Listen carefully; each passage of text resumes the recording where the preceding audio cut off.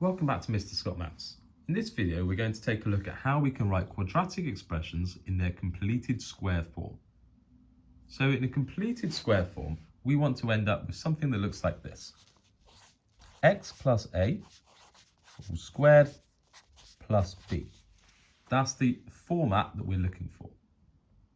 Now the A inside of this bracket comes from half of our coefficient of X. So if we wrote that out, we would get X plus 2 all squared, 2 being half of 4. And then we're going to add or subtract some number on the end. That's going to be our B. Now X plus 2 squared, if we were to expand that bracket out, that would be the same as doing X plus 2 times X plus 2, which would give us X squared plus 2X plus 2X plus 4. Or if we simplify that, X squared plus 4X plus 4. Now we see that's a slightly different format than what we saw at the top. It's a slightly different expression.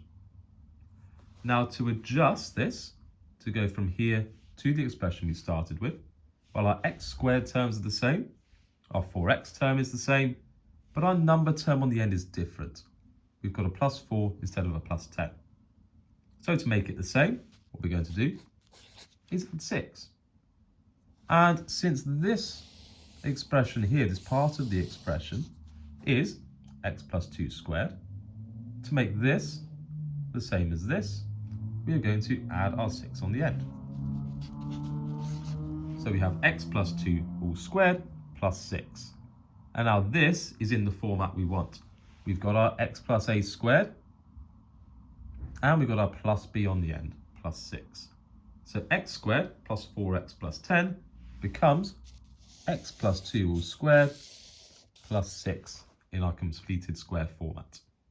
Let's do this again with another example with X squared plus 8X plus 5. So again, we want to write this as X plus A all squared plus B.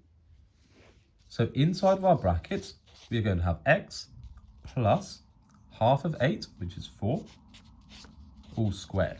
And then we have to add or subtract something on the end.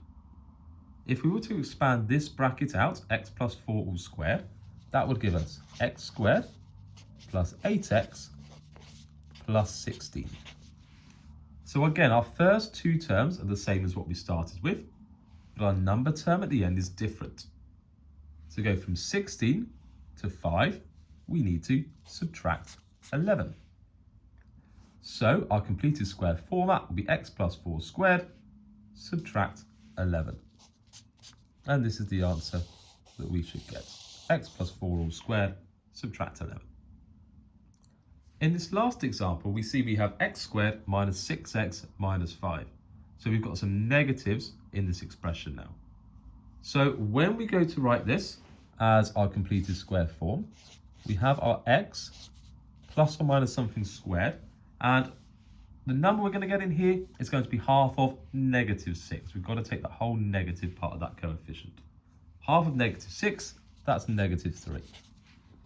So we have X plus 3 all squared. Now if we were to expand that out, that would give us X squared minus 6X plus 9. First two terms again are the same as what we started with, but our third term is different. What do we need to do to go from positive 9 down to negative 5? We need to subtract 14.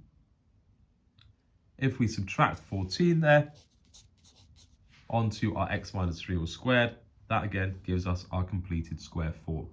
These two expressions here are equivalent. So our final answer again, X minus 3 all squared minus 14.